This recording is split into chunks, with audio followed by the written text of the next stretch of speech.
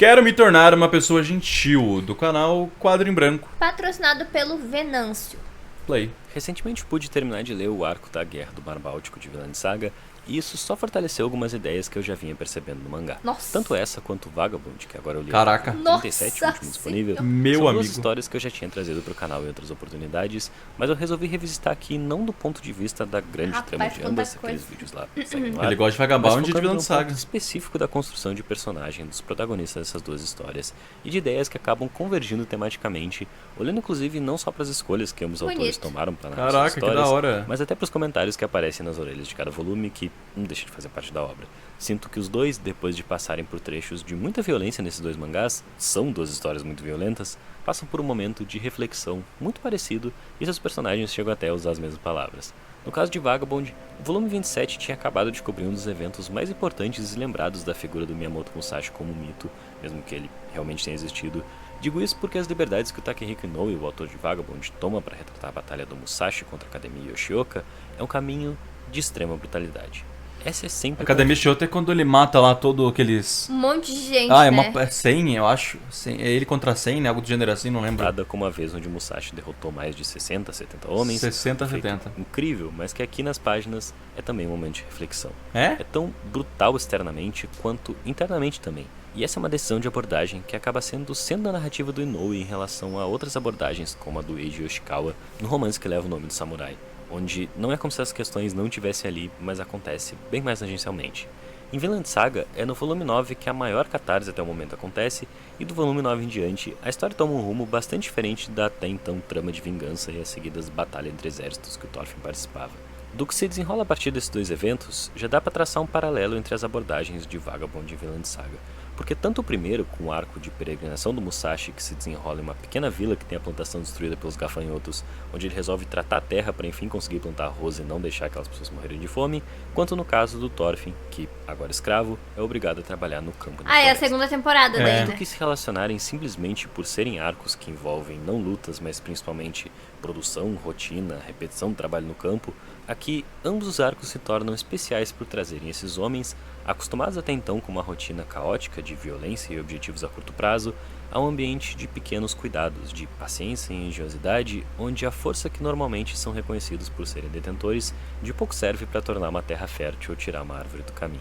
E ainda mais importante, ambos são jogados em situações onde se vê tendo que conviver com outras pessoas, em relações que não giram só em torno do quem é mais forte. Os cenários de gritaria, brutalidade e nervos à flor da pele são substituídos por um ambiente de mais quietude, mas que se preenche de uma nova percepção do ser enquanto parte de um todo maior. E nesse sentido continua Resumindo, eles não sendo estão também história lutando, sobre comunicação, estão trabalhando. trocas de pequenos gestos, olhares, só que com um maior senso de comunidade dessa vez. Talvez inicialmente de forma inevitável, mas eventualmente se realizando internamente também. E enquanto obra, é muito interessante o caminho que até o olhar sobre essa violência que já era tratada de forma normal nas páginas muda depois desses eventos. A verdade é que o cenário dessas histórias não foram escolhidos por acaso. Vagabond se passa num período bem específico da Era Edo, onde, depois da Batalha de Sekigahara, se instaura um relativo período de paz onde o papel do samurai se torna muito mais um lance de status social mesmo, com a academia surgindo aos montes, e o mangá se sustenta bastante nessas batalhas de honra e duelos para provar qual é a técnica ou escola superior e tal. E se tratando de Vinland Saga, na orelha do volume 21, o Makoto Yukimura, autor do mangá, descreve a cidade de Jonsborg, onde se passam um dos arcos. Documentos islandeses descrevem que Jonsborg tinha um porto capaz de atracar 360 barcos. Eles não cultivavam terras, Mulheres eram proibidas de exclusivamente entrar. mercenários. Consistia em uma organização militar profissional sem bandeiras. Esses guerreiros iam para os campos de batalha e jamais recuavam e pereciam bravamente. Em outras palavras, esses homens destemidos eram o ideal de um guerreiro nórdico da época. Existia um certo glamour envolvido na ideia de força, de conquista e das lutas até a morte nesses períodos. Em muitos aspectos, Vagabond e Vinland Saga começam se apoiando muito nesses cenários acriticamente violentos. E não é como se a violência parasse de existir dali pra frente, porque ela continua sendo um fato concreto, mas o olhar dessas histórias muda. Vinland tem pelo menos 3 momentos marcantes nesse sentido. Um deles acontece quando alguns guerreiros estão sendo executados pelo exército inimigo. Um deles se desespera com a ideia de morrer amarrado, sem uma arma na mão, diz que se não morrerem lutando, as valquírias não levarão as almas deles pro Valhalla. Diz que lá poderiam se tornar os guerreiros de Odin e lutar ao lado dele no Ragnarok, a última batalha. Poderiam se fartar de comida e bebida nos banquetes oferecidos todas as noites e dormir com as valquírias à vontade. Mas ele é questionado. Outro guerreiro, próximo na fila da execução, pergunta se isso é diferente do que eles vivem hoje. Ele começa a falar que seu único arrependimento não é deixar de entrar no Valhalla, mas de ter lutado e não ter mudado nada. Diz que Caraca. ficou repetindo as mesmas coisas, matar, pilhar, beber, comer, estuprar. Diz que lutou por lutar Que e isso? viveu por viver. Isso enjoa. E ele não Fala queria com uma desistir, naturalidade queria assim? ter usado a vida pra algo incrível, maravilhoso, algo Se bem que Vikings antigamente, né, era nesse nível mesmo, não tem nem... Não só vikings, né? Não, mas... enfim. ele mesmo não sabe bem o que é, então talvez não tenha o que fazer. Esse Falando olhar que no Vikings início são- sobre a é uma violência pegada se mais fecha isso mesmo. Quando ao olhar pro lado, no final da fala Mais dele, bruta. o outro guerreiro já havia perdido a cabeça. Nossa. E agora era a vez dele. Como se tudo aquilo de fato não tivesse servido pra nada. E essa aparente impossibilidade de concretamente escapar da violência começa a se tornar recorrente no mangá. Quando o guerreiro reconhece seu irmão no exército inimigo e manda um anel numa flecha por eles se reconhecerem, mas acaba matando ele só pra morrer logo em seguida, por exemplo. Ou quando um guerreiro já mais velho diz que essa vai ser sua última batalha, porque Valhalla pode até ser bom, mas seu neto que acabou de nascer também vale a pena. E morre. Só pra ser esmagado logo em seguida. Nossa. Aqui, a violência ainda é muito presente, mas a sensação é de despropósito, como se depois da batalha eles sequer soubessem por que começaram a lutar. E como eu disse, Vagabond tinha acabado de passar por seu maior momento de violência no volume 27. Mas depois de matar 70 homens, o tom não é de vitória.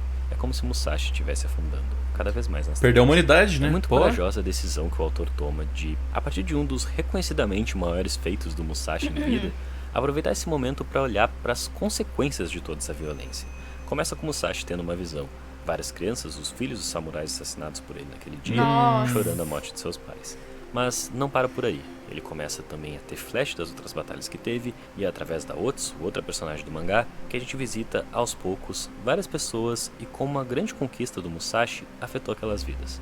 A mãe idosa e doente de um dos samurais que ao perder sua única família também Tomou perdeu a vontade veneno. de viver, uma jovem viúva que perdeu o marido e está prestes a estrangular o próprio filho, um bebê de colo. O próprio Musashi encontra um homem que havia segurado 2 samurais que enfrentaram ele no colo. Como o espírito de um deles diz para Otsu, talvez mesmo só uma projeção, Musashi roubou não só a vida de 70 homens, mas também daqueles que de certa forma dependiam deles. Caraca. Esse processo de tomada de consciência que se reflete na Pesado. forma da narrativa, nas opções de abordagem Que de cada um dos isso? autores, também atinge os personagens em cheio. Eu queria um percebe anime que de sempre disseram Vagabond. que não havia outra opção além de lutar, Seria da hora. e se recusa a seguir esse pensamento. Musashi se pergunta para alcançar o que ele precisaria lutar desse jeito. Sem ignorar também uma construção de gênero que compõe ambos os personagens, resultado de seus meios e com relações paternas bastante complexas, cada um, percebendo e reagindo a isso, conclui a sua própria maneira que não existem vencedores, não existem inimigos. E é em momentos totalmente diferentes que ambos os personagens atingem revelações muito parecidas. Musashi, preso e machucado do combate contra os Yoshioka, é convidado a dar aulas para pessoas comuns que são apaixonadas pelo caminho da espada. Uma vez a cada 3 dias eles se reuniam para treinar sem restrições de idade ou trabalho. Um deles tem uma esposa que diz que ser samurai é perda de tempo, que essas coisas não ajudam a subir na vida, outra diz que vai atrapalhar o marido na roça no outro dia, outra é um monge que é tratado como uma aberração porque onde já se viu um monge com uma espada. O que todos esses homens têm em comum é a Coitado. dedicação, Um monge o com uma carinho, espada. o senso de comunidade entre eles. Mesmo Musashi, um prisioneiro, não é tratado com discriminação. Ele nunca tinha convivido com nada desse tipo antes, era sempre tratado como um demônio, selvagem. Thorfinn, quando descobre o verdadeiro responsável pela morte do pai, reacende a chama da vingança dentro dele. Diz que por um instante sua mente ficou em branco. O ódio tomou conta dele completamente. Sente medo de que, encontrando esse homem, esqueça de tudo e pule em cima dele, rasgando pedaços. Verdade, né? Não é nem Sabendo o que Askeladd. não tem direito de matar o culpado ninguém, principal. mas sem saber quando vai conseguir expulsar aquele impulso à violência de dentro dele, ele fala: quero me tornar uma pessoa gentil, uma pessoa mais forte. E Musashi, olhando para aqueles homens, nenhum especialmente habilidoso, mas com qualidades que ele se percebe admirando pela primeira vez, diz: vocês são muito gentis, vocês são fortes. Seguir em frente é como tatear o escuro. A luz que brilha ao longe é frágil e incerta, mas a luz interna, essa sim, se agita loucamente. Quero sempre me sentir desse jeito. São Sempre palavras gentil. do Takehiko Inoue, que Muito escolheu um dos bonito. personagens Faz mais sentido, reconhecidos Cosmo. pela força bruta para contar uma história que repensa a violência como poder Caraca. e projeta também na gentileza, um gesto tão pequeno, a verdadeira força. Assim como Makoto Yukimura, que escreve: esses homens destemidos eram o ideal de um guerreiro da época. Para a maioria dos meninos, 1000 e tantos anos, e não mudou nada, né? Continua admirando esses heróis e querendo ser como eles. Mas que coisa, desculpem, vou me esforçar para me tornar um adulto.